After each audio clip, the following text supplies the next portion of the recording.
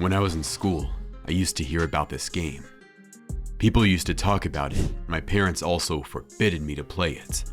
But I had never believed it until one night.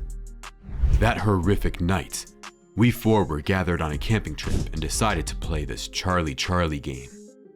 We all were excited because some friends called this game real, and some of us didn't believe it.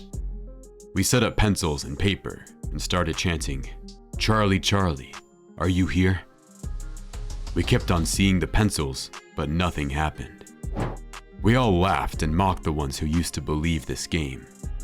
The moment I extended my hands towards the pencils to pick them up, the pencils moved. "Guys?" I shouted. They all became silent and looked at the pencils. The pencils moved again, and I literally didn't believe in my eyes. The fire in the fire pit was disturbed, and it suddenly went out.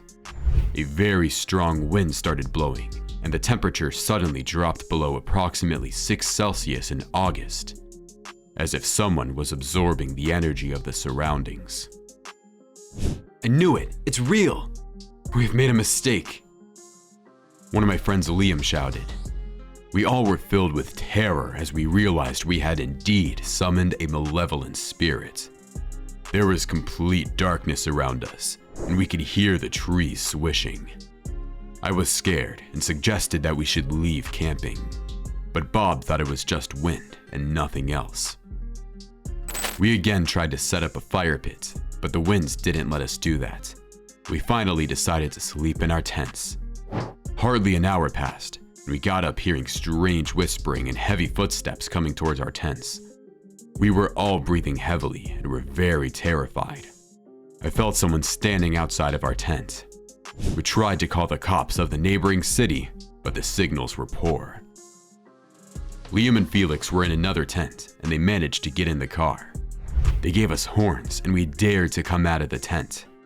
The storm was getting stronger, and we were having our mobile torches on to see our way toward the car. Bob and I were the last to reach the car, but I couldn't find Bob, who was behind me. I kept on calling his name, but got no response. I decided to go to the car and call them to go find Bob. As I was running towards the car, I stumbled upon something heavy and soft. When I put the light on it, I couldn't even scream. It was the dead body of Bob. His face was distorted as if he was thrown forcefully on the ground. I started crying my throat out and dragged his body toward the car. We were all shocked to see his body. Nobody can know what had happened to him. We all got in, and Felix started driving the car. The storm was getting strong, and it was a challenge for us to escape alive from there. We stopped the car when we reached the city.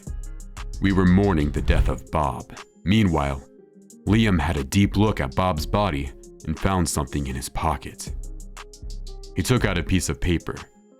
It was the same paper on which we had written yes or no to play the Charlie game. There was something else written on it. "Yes, I'm here." We didn't breathe until we reached our homes.